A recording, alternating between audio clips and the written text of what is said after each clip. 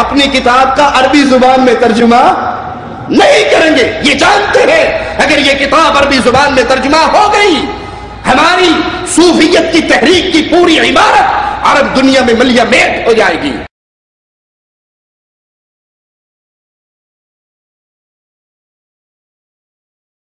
مجھے ایک ساتھی کہنے لگا اور یہ فضائل اعمال کو نہیں مانتے. میں نے کہا تو جھوٹ بولتا ہے. فضائل اعمال کی حدیث کی تخریج ہوئی ہے, آپ جا کر دیکھ لو. تحقیق المقال فی تخریج حدیث فضائل اعمال کے نام سے یہ مکہ مکرمہ مکتبہ امدادیہ سے چھپی ہے. میں نے کہا فضائل اعمال کا عربی میں ترجمہ ہوا, یہ سہارنپور سے ترجمہ ہوا. سعودی عرب کی سعودی عرب کی وزارت کی باقاعدہ اجازت سے وہاں پہ تقسیم ہوتا ہے. میں وزارت کا اپنے پاس جب سعودیہ سے آیا وہ نسخہ بھی لے کر آیا اور وزارت کا اجازت نامہ بھی لے کر آیا. میں نے کہا میں کیسے مان لوں کہ وہ لوگ اس کو نہیں مانتے, ان کا نام لے کر تو دھوکہ دیتا ہے. خیر ہم بیٹھ کے مجھے بندہ کہ